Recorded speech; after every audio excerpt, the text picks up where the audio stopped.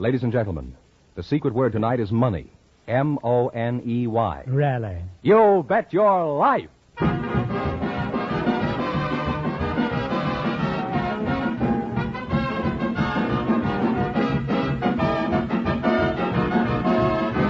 The DeSoto Plymouth Dealers of America present Groucho Marx in You Bet Your Life, the comedy quiz series produced and transcribed from Hollywood. And here he is, the one, the only... Groucho! Don't be afraid, he's harmless. Hey, that's me, Groucho Marx!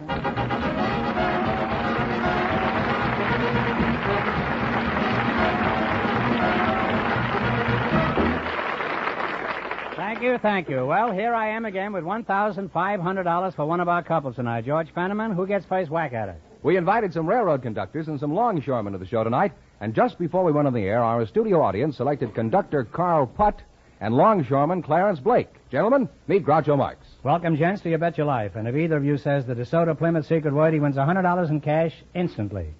It's a common word, something you use every day. A conductor and a longshoreman, eh? Conductor, where are you from? Originally from Des Moines, Iowa. Tell me, who do you conduct for, the Los Angeles Philharmonic? I'm a conductor for the Union Pacific Railroad. What train do you work on? City of Los Angeles. Where do you go in your train? I handle a run from Los Angeles to Las Vegas, Nevada. The city of Los Angeles goes to Las Vegas? The city of Los Angeles goes all the way to Chicago.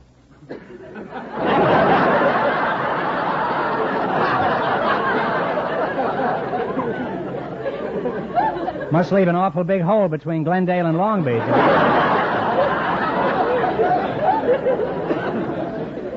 Well, that's where the city was yesterday. I was looking for it. Longshoreman Blake is your name? Where you from? Originally from Rome, New York. How long a shoreman are you, Mr. Blake? I don't think I know what you mean. Well, frankly, I don't know what I mean either. Let's have another go at it, huh? How long do you have to be a longshoreman? Oh, not very much. You mean size has nothing to do with it, huh? Not particularly. Then you could be a short longshoreman, huh? I suppose so. Longshoreman, where do you work? Down in San Pedro. Where in San Pedro do you work? On the docks. I thought the docks worked on each other. Huh? What made you decide to become a longshoreman? Was it an urge to do uplifting work? No, I believe I love the water. Mm-hmm. Get that in the bathtub. You like the ocean, huh? Yes, I do. You like the sea. Why aren't you a sailor instead of a landlubber? Well, that's not a very good way to raise a family. That's not necessarily true. Fish manage pretty well. Huh? How far out to sea do you get as a longshoreman, huh? Oh, about 25 feet. Clarence, your anchor is dragging, huh?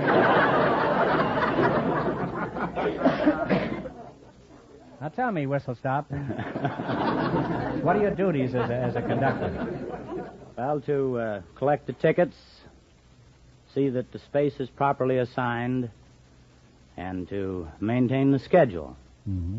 Well, I thought the engineer maintained the schedule. No, I'm the head of the train. I thought you looked familiar. You're the cowcatcher, in other words. Well, let's take an average day. What's the first thing you do when you report for work in the morning? Compare your watch with a standard clock, and you check against inferior and superior trains. Well, how do you tell an inferior train? Is it come from the wrong side of the tracks?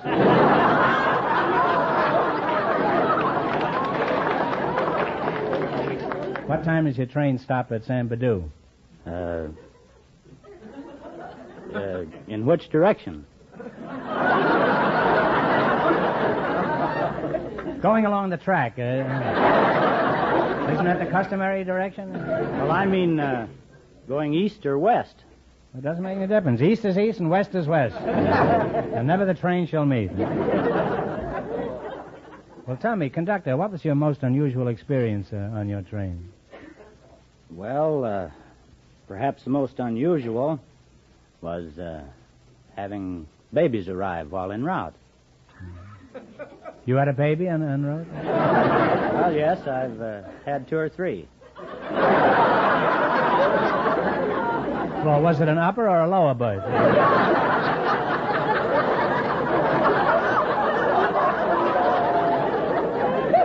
Well, tell me, did you throw the kid off because he didn't have a ticket, or...? No, the new arrival and the mother was put off at the first stop for hospitalization. Oh, I see. That was probably the first time your train ever had an arrival ahead of schedule. Now, incidentally, suppose you're racing along and the stork decides to make a landing on your caboose and you have to stop the train. How do you instruct the engineer? We have a system of whistle signals. I have a whistle signal, too, but no one stops for it. Well, one whistle, when running, means look to your orders. Well, what do you stick your head out the window and whistle? Or? No, we have a system of air whistles within the train. You pull a cord. Okay, well, what's two whistles? Two whistles when standing means to start. Two whistles when running is stop the train at once. You want to throw the kid off, huh? Yeah. And what's the next one? Three whistles. Three whistles when standing is back the train. Three whistles when running is stop at the next station. Mm-hmm. Sounds to me like you're always on a toot on that train. How do you get the train started again? We give the engineer a highball.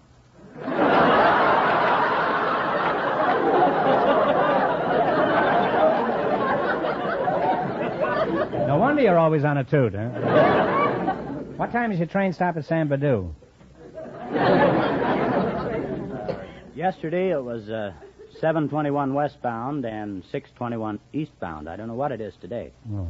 Well, as soon as it stops, will you signal for a highball for me? Now that I know all about railroads and longshoremen, you're going to get your chance to win a lot of money, you bet your life.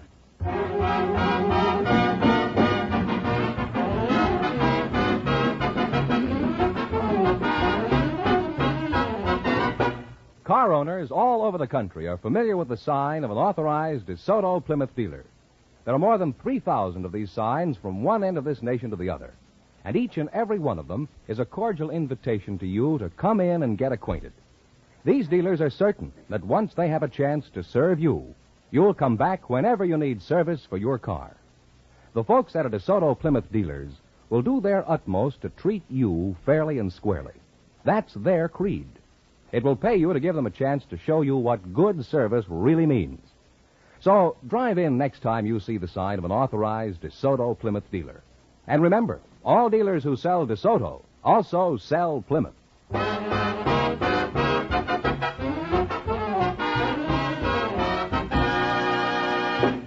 Now let's see if you two will get a chance at the $1,500. Fenneman, tell them the rules. Each of our three couples has $20. They bet as much of that 20 as they want on each of 4 questions. The couple that earns the most money gets a chance at the DeSoto Plymouth $1,500 question at the end of the show. Our other 2 couples are in a waiting room off stage, so they don't know what's happening out here. Here we go. Let's see how high I can build you $20. You selected farm animals and birds as your category. Is that right? Now you got $20. Here's your first question. How much will you bet? $10. What kind of a farm animal is an Aberdeen Angus? Cow. A cow is right. And they're off to a great start with $30. You conductor, you've been looking out the window. That's it. All right, now you got $30. How much you going to bet? 20. $20. What kind of a farm animal is a percheron? It's a horse. Is a horse is right. They're climbing. They have $50. You stevedore, you've been loading horses, haven't you? All right, now you got $50. Here's your third question. How much of the 50 will you try? 40. $40. What kind of a farm animal is a Toggenburg? Toggenburg. I think it's a goat. A goat is right. They're really climbing now. They have $90. How much of the 90 are you going to try?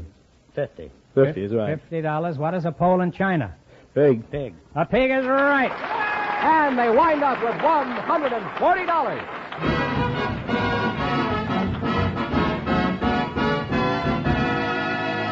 Thanks and good luck from the DeSoto Plymouth dealers. Don't run away now. You might get a chance at the big question. Groucho, the secret word is still money.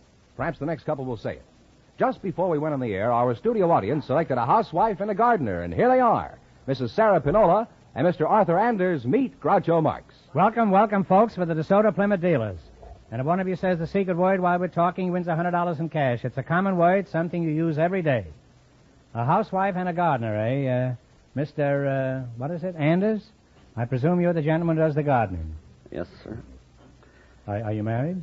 Yes. Since you're a gardener, I'll bet I know what pet name you call your wife. Something you grow in your garden that begins with a P. You know what I'm thinking of? Petunia? No, I was thinking of pumpkin. But you know your wife better than I do. By the way, what's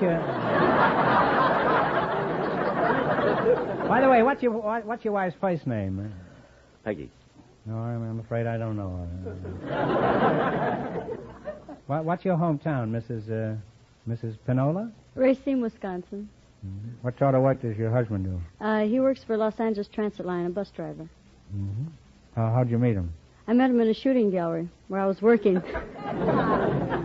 Was he half shot at the time? No, he was very happy when he walked in. Oh. How was he when he left? What do you mean he was happy? What were you doing at the shooting gallery? I was working. Were you one of the clay pigeons? I was loading up... No. I was loading up the guns and taking their money.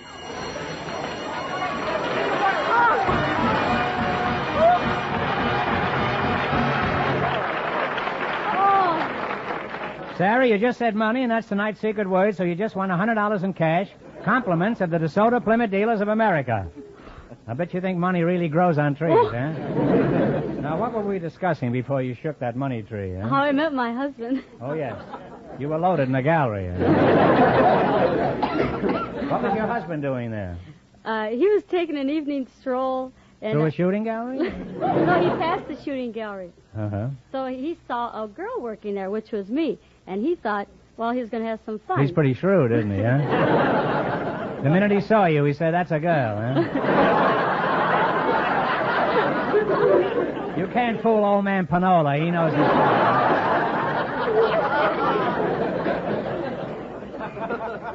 So? So he wanted to fool me, and he says, I bet I can outshoot you. But he didn't know what was coming. I says, okay. I says, see if you can outshoot me. So he shot about... Is this verbatim? He bought about $5 worth of shots. He'd take one round, and I'd take one round. And I kept beating him. He was mad. He put his hands in his pocket. He walked out. He was real mad. Then the next night he come, I outshot him again. That went on for about a week. Well, he didn't. Well, how much did he spend by that time? No, he must spend about $35 that week. Well, he was single. He could afford it. So, by this time, you were beginning to suspect that... Yeah, so I said, oh, there's more to it than that. So there's more to it than meets the bullseye, you said. He says, I'm taking you out. He says, I'm going to show you. He says, if you can outshoot me on live game, he says, I'll marry you. Kind of a curious proposal, isn't it? We went, and I couldn't shoot at all. You went where? Where'd you go? We went hunting. It's in pheasant country up in Wisconsin. Oh. So we went hunting pheasants, and I'm ashamed to say I couldn't shoot a live game. Boy, he was good, though. He could shoot. But he says, I won't break your heart, honey. He says, I'll marry you anyway. And did you love him by this time? Oh, yeah, I liked him quite a bit. Uh-huh. How old were you when all this happened, when you got married? 15. 15. Mm-hmm. Well, it's hard to shoot a pheasant when you're 15, I guess.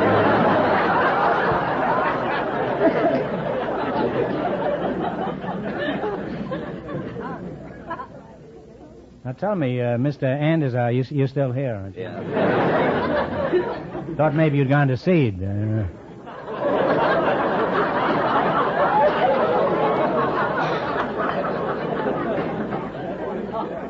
As a gardener, whom do you work for, Mr. Anders? I work for myself. You're in business for yourself, huh? Develop your business by running it into the ground, eh? Now tell us, Chris, that's short for chrysanthemum. Do you know how to spell chrysanthemum? Well, it's C-H-R. Well, you don't have to know how to spell them.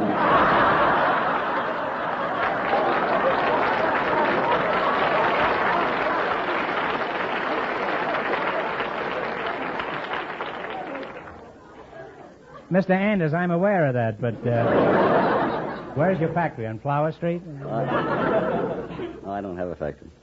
Fine gardener, doesn't even have a plant, huh? Specifically, what do you do in your job? Oh, mow lawns, put in sprinkling system, I used to know a cultivate fellow named plants. Mo Lawn, huh? Have you planted anything in your garden lately, Sarah? Yeah, I saw a cactus by some people we know, and I liked it, so I dug it out of their yard and made a hole in mine and put it in there.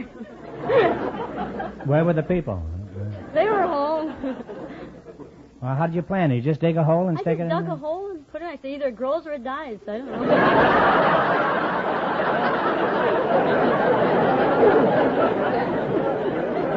Sarah, that's a pretty cynical attitude to have. Was she doing it the proper way, Mr. Anders? Well, that's about right. It doesn't take too much knowledge to raise a cactus. I guess the big trick is stealing the plant, huh?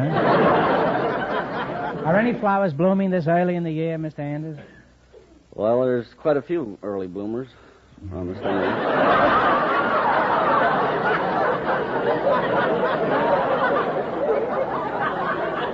You mean on a windy day, huh? You say there are quite a few early bloomers. Do you ever find any ants in those early bloomers?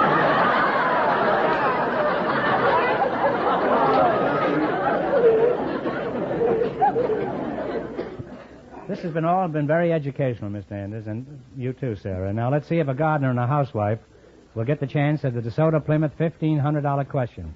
You run your $20 into more than the other couples, and you get the chance. I can't tell you how much the first couple won, but Fenneman is off stage to remind our listeners. The conductor and the longshoreman earned $140. You ready? Here we go. Let's see how high I can build you $20. You selected songs about the weather. Is that correct? Yeah. Mm-hmm. Now, how much of the 20 are you going to try? 10. Give me the title of this weather song. Play, Jerry.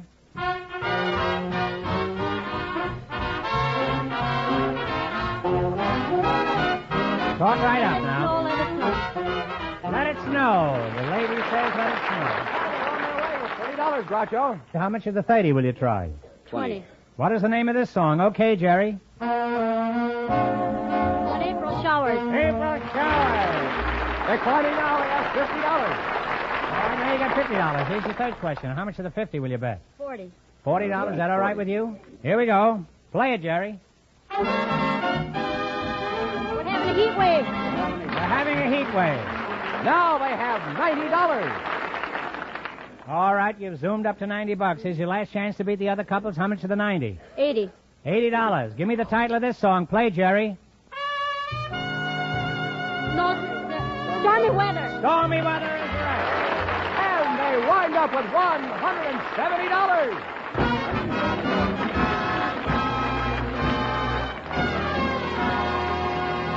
Thanks and good luck from the DeSoto Plymouth dealers. Now, we'll soon know who gets the chance at the $1,500 question. Fenneman, who's ahead? Well, the housewife and the gardener are leading with $170, and the secret word is still money. Just before we went in the air, our studio audience selected Miss Margot Heister, a 10-cent store clerk, and Mr. J.C. Solomon, a diamond merchant. And here they are. Folks, meet Groucho Marx. Welcome for the DeSoto Plymouth dealers, and if one of you says the secret word, he wins $100 instantly. It's a common word, something you use every day. Solomon, huh? Right. J.C. Solomon, huh? You're the diamond merchant, huh? Right? Where are you from, J.C.? Chicago. Thought maybe you'd be a stone's throw from Los Angeles, since you're in the diamond business, huh? That's right. You're from the Miss Heister? You're from the 10-cent store? Yes, I am. Which one? Kretz on Hollywood Boulevard. Pretty fair-looking dish to be in 10-cent store. What's your hometown, Margot? Sun Valley. Sun Valley, Idaho? Are you a good skier? No. You never did any skiing? No. That's the way it goes. People in Brazil never drink coffee. People here can't afford it. Huh? Are you married, Margot? Yes, I am. Well, let's talk about diamonds, huh? Tell me, J.C., do you ever hand out samples? I never had that samples. You don't give any diamonds away, Don't give huh? diamonds away. Haven't you ever given just a tiny little diamond to a beautiful girl? Yes, I did once.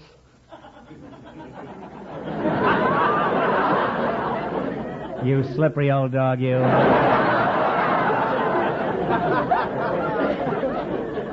Did you ever see that girl again? Yes, I do. I married her. Was that to get the diamond back? Do you handle anything besides diamonds, Mr. Solomon? Yes, I do. rubies, sapphires, emeralds. Precious stone once cost me $500. Did I get gypped? Well, what kind of a stone did you buy? I didn't buy any. The doctor didn't say. He charged me $500 for removing it.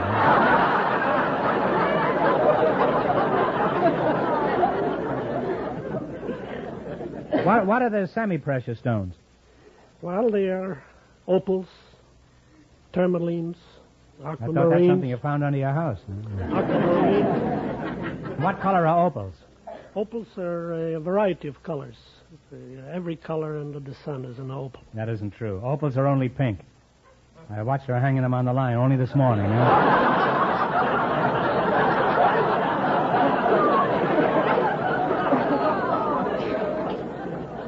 Which is the most valuable of all the stones, Mr. Solomon? I should judge a diamond is about the most valuable stone. Why are they so expensive? Is such a Because big they're in demand? demand. They are in demand. Well, it certainly is at my house, I know. We don't have any diamonds at my house, but there's certainly a big demand for them. How much do you charge for the average diamond? Well, they run anywhere from $50 to $3,500 per carat. It's a lot of money for a carat. I don't see how those rabbits can afford them. I think I'd better get back to figures I'm more accustomed to. Hello, Margot. How are you? What kind of rings are in greatest demand at your store? Well, I think I'd say engagement and wedding rings. I know a certain gardener who bought one of your rings. Maybe that's why he's got a green thumb now.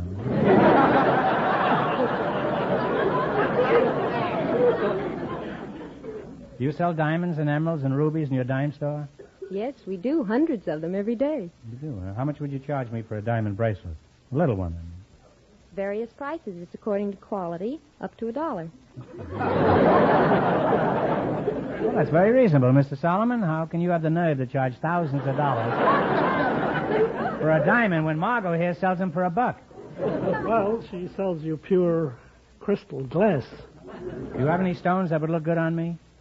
Oh, yes, I have a very nice stone that will look good on you.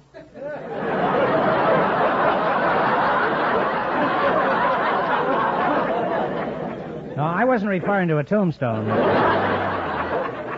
I think I'll stick to opal. She's more on my line. Well, I learned a lot tonight from you two about dime store diamonds. Now you're going to try for a chance at the $1,500 question. You beat our other two couples and you win the chance at all that money. I can't tell you how much the other two couples won, but Fenneman's going to remind our listeners. The housewife and the gardener are ahead with $170. Here we go. Let's see how high I can build you $20. You selected nicknames of cities as your category. Is that right? You have $20. How much you going to try and talk right out loud into the microphone? 10. What city is called the biggest little city in the world? The biggest little city in the world. Take a guess. Oh, I'm sorry. It's Reno. Remember, you're going for $1,500 tonight. Now, how much of the 10 will you try? I'll try 5. 5? What city is called the Mile High City? No, the Mile High City is the Big Bear Lake. No, I'm sorry. You had the right altitude, but the wrong town. It's Denver. They have $5, Groucho. How much you going to bet? 3. 3. What city is called the city of brotherly love?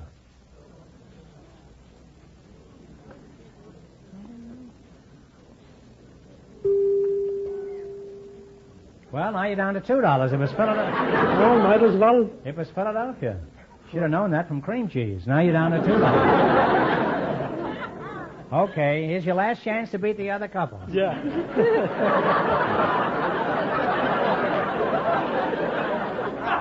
If you can beat the other couples with $2, Mr. Solomon, Yeah. you're a pretty shrewd cookie. How much you going to bet? All of it. All of it.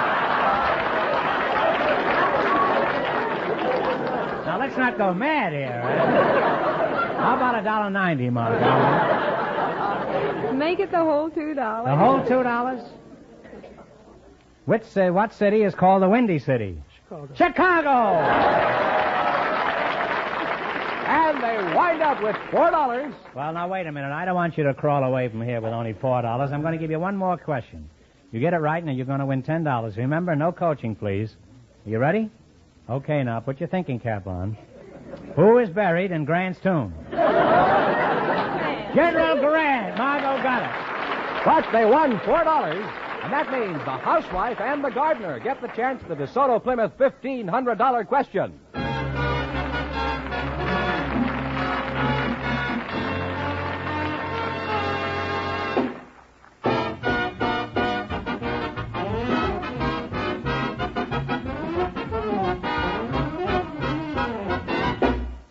You get the best equipment and the best workmanship whenever you take your car for service to an authorized DeSoto Plymouth dealer. You get the benefit of factory-designed and approved tools and equipment. In addition, skilled mechanics who know how to use this equipment assure you of getting a better job done on your car in shorter time. This, of course, means money in your pocket.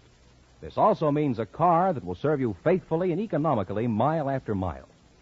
So next time your car needs service, remember to stop in and get acquainted with a DeSoto Plymouth dealer. Learn what so many car owners all over this country already know, that it pays to stop in at the sign of an authorized DeSoto Plymouth dealer.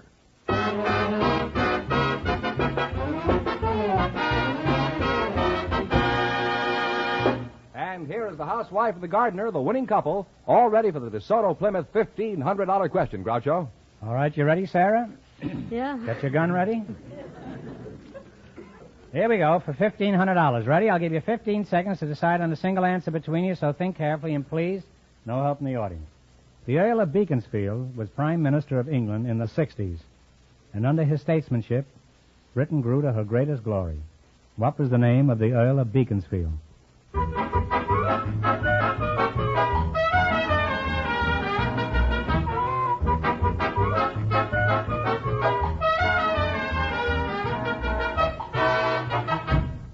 The answer you two have decided upon. Chatsworth? No, it was Disraeli. Oh. Benjamin Disraeli. I'm sorry, the correct answer is Benjamin Disraeli, so that means the big question next week will be worth $2,000. Well, you lost the big money, but you won $170 in cash, plus $100 for saying the secret word. Congratulations, and thanks to both of you.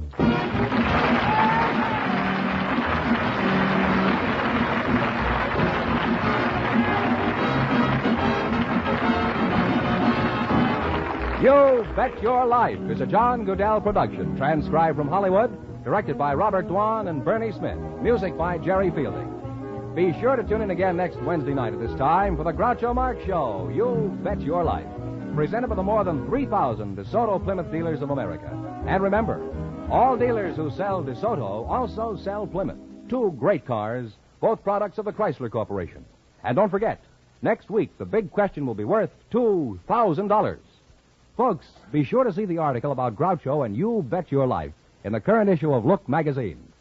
Well, Crosby's waiting in the wings, so good night, folks. And remember, just be sure to see your DeSoto Plymouth dealer.